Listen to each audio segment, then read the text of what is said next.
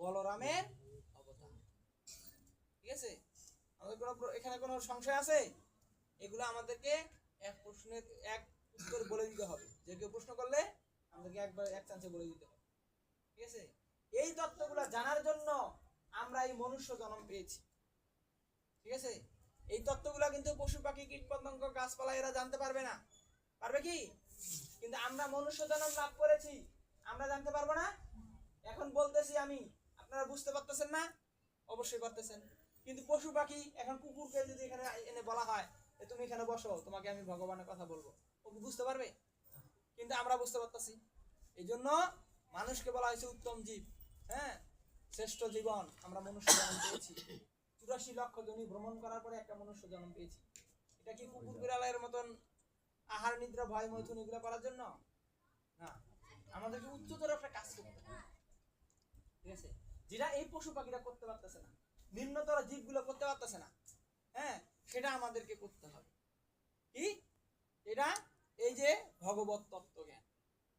ঠিক আছে, যেমন আমরা যে কাজটা করতেছি আহার নিদ্রা ভয় মৈথুন, হ্যাঁ, এই 4টে কাজ পশু পাখিও করে। ঠিক না? ওরা পশু পাখি করে এগুলা এইভাবে জীবনযাপন করছে ওরা, আর আমরাও এরকম ভাবে জীবনযাপন করছি। ঠিক আছে, ওরা কাজ করা, ওদের খাওয়া দাওয়ার জন্য কোনো অফিস আদালতে চাকরি বাকরি করতে হয় না, কিন্তু আমাদেরকে খাওয়া দাওয়া করতে হতে, দুমুঠো অন্ন জোটাতে হলে আমাদেরকে অনেক পরিশ্রম করতে হয়। ঠিক আছে, কিন্তু এই জন্য শাস্ত্রে বলছে কি, হ্যাঁ, বলছে মানুষ হচ্ছে গাধার সাথে তুলনা করা হয়েছে। কেন? গাধা যেমন অনেক খাটে, হ্যাঁ, তার মালিক তার অনেক পিঠের ভিতরে অনেক বোঝা চাপিয়ে দেয়, কিন্তু সে খায় কতটুকু? এই এক মুষ্টি ঘাস বা হ্যাঁ অল্প কিছু খাবার খায়। হ্যাঁ, এই জন্য সে গাধা তার মালিকের কত পরিশ্রম করে। হ্যাঁ, এই জন্য কলিযুগে বিশেষ করে আমরা যারা জন্মগ্রহণ করেছি, হ্যাঁ, আমাদেরকে গাধার সাথে তুলনা করা হয়েছে। কেন? আমরা পরিশ্রম করতেছি কিন্তু অনেক, কিন্তু খাচ্ছি কতটুকু? হ্যাঁ, এক পাচারের অন্ন বা 4টে রুটি, এর থেকে বেশি খেতে পারি?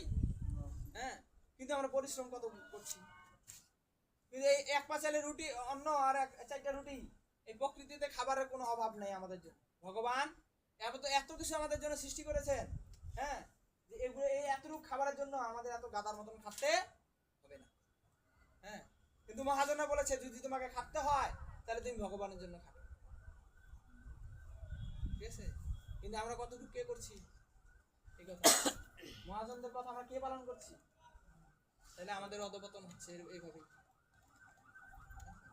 আমরা ধর্মতত্ত্বকে জানতে পারতেছি না, আমরা পশু পাখির মতন হয়ে গেছি, আহার নিদ্রা ভয় মৈথুন এগুলো নিয়ে ব্যস্ত।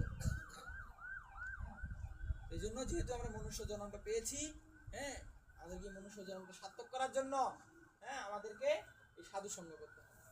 হ্যাঁ, কিভাবে হবে? সাধু সঙ্গে হরিনাম এই মাত্র চাই। হ্যাঁ, সংসার জনিতে আর কোনো বস্তু নেই। সাধু সঙ্গে হরিনাম ছাড়া সংসার জনিতে এমন কোনো বস্তু নাই যেটা দ্বারা আপনি পরম পদ লাভ করতে পারেন। একমাত্র সাধু সঙ্গের মাধ্যমে আপনি পরম পদ লাভ করতে পারবেন, ভগবানকে লাভ করতে পারবেন, ভগবানের কাছে চলে যেতে পারবেন। জন্ম মৃত্যু জরা ব্যাধি সমস্ত চক্রকে আপনি বন্ধ করে দিতে পারবেন। কিসের মাধ্যমে? একমাত্র সাধু সঙ্গের মাধ্যমে।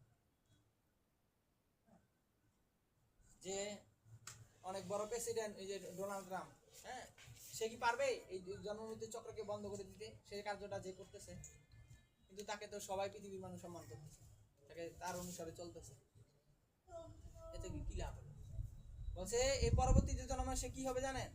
হ্যাঁ, শাস্ত্রে বলা আছে, মানে সে বড় অনেক বড় লিডার হয়ে গেছে, পরবর্তীতে একটা কুকুর বিড়াল কুকুরদের লিডার হয়ে সে জন্মগ্রহণ করবে, বা কোনো তেলা পোকা বাথরুমে গিয়ে সে লিডারই করবে। হ্যাঁ, এর থেকে উচ্চতর জীবন সে পাবে না।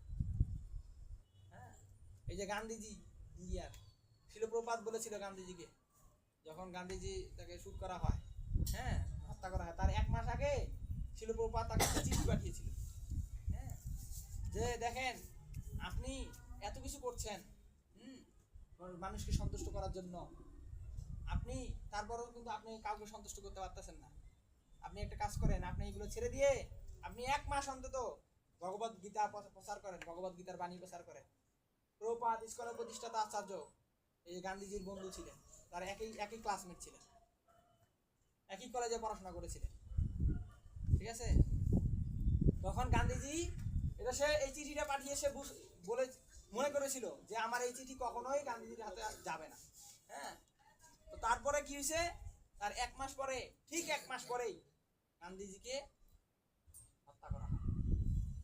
হ্যাঁ, শিল প্রভুপাদের কথা দেখেন অক্ষরে অক্ষরে মিলে গেছে, কিন্তু সে তো তার জীবনটা কি করতে পারে নাই, ভগবত ভক্তিতে যুক্ত করতে পারে নাই, সে ভগবত গীতার বাণী প্রচার করতে পারে নাই।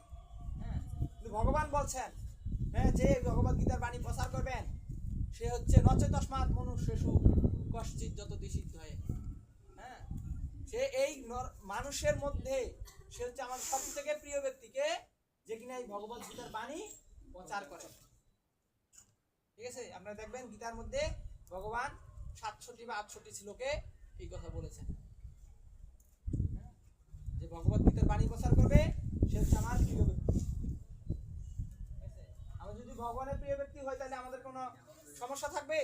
জন্ম মৃত্যুর যে ভয় করার মতো কিছু থাকবে? আমরা যখন আত্মতত্ত্ব জ্ঞান জানতে পারবো তখন আমরা কি হয়ে যাব? আমরা তখন অমর হয়ে যাব, আমাদেরকে কেউ তখন মারতে পারবে। হ্যাঁ, আমরা কি কেউ মরবো বলেন তো? এই জগতে আমরা যারা আছি, আমরা এখন যারা আছি, আমরা কি মরবো? হ্যাঁ, সবাই মরবো না, কিন্তু আমার কি মরবেটা কি? দেহটা মরবে। হ্যাঁ, আত্মার কখনো কি মৃত্যু আছে? তাহলে আমাদের স্বরূপে কি? আমরা কি আত্মা নাকি দেহ? হ্যাঁ, আত্মা। তাহলে আমরা যদি আত্মা হই তাহলে আমরা কি মরবো? মরবে কি? হ্যাঁ, তা আমরা নিজে কি মনে করতেছি? দেহটাই মনে হয় আত্মা, দেহটাই মনে হচ্ছে আমি। এই জন্যই আমাদের যত সমস্যা দেহাত্ম বুদ্ধিতে আছে। দেহাত্ম বুদ্ধিতে যারা আছে তারা হচ্ছে কি পশু পাখি স্তরে আছে। কারণ পশু পাখি সে দেহকে নিয়ে চিন্তা করে, অন্য কিছু করতে পারে না। আমরাও যদি দেহকে নিয়ে চিন্তা করি তাহলে আমরা কি মানুষ? শাস্ত্র বলেছে পশু হচ্ছে 4 পাওয়া পশু, আর আমরা যদি ভগবত তত্ত্বজ্ঞান না জানি, আত্মতত্ত্বজ্ঞান না জানি, তাহলে আমাদেরকে বলা হচ্ছে কি দ্বিপাদ পশু, মানে 2 পাওয়া পশু আমরা। বুঝতে পারছেন? এই জন্য আমরা যদি এই পশুত্ব ভাবটাকে সরিয়ে আমরা মনুষ্য হিসেবে আমরা নিজেকে দাবি করতে চাই, তাহলে আমাদেরকে আত্মতত্ত্ব জ্ঞান জানতে হবে, ভগবত তত্ত্ব জ্ঞান জানতে হবে। ভগবত তত্ত্ব আত্মতত্ত্ব কিভাবে জানবেন? হ্যাঁ, ভগবান গীতার মধ্যে বলছেন জন্ম কর্ম চমে দিব্যম এবং যো ব্যক্তি তত্ত্বত ত্যক্তা দেহম পুনর্জন্ম নয় ইতি মামিতি স অর্জুন। হে অর্জুন, আমার জন্ম এবং কর্ম এগুলো কি দিব্য। হ্যাঁ, ভগবানের যে জন্মগ্রহণ করে বা কর্মগুলা করে এগুলো কোনো সাধারণ কোনো জন্ম না, সাধারণ মানুষের মতো ভগবানের জন্ম হয় না, আবার সাধারণ মানুষের মতো ভগবান কর্ম করে না। হ্যাঁ, তো এগুলো কি সমস্ত কিছু দিব্য।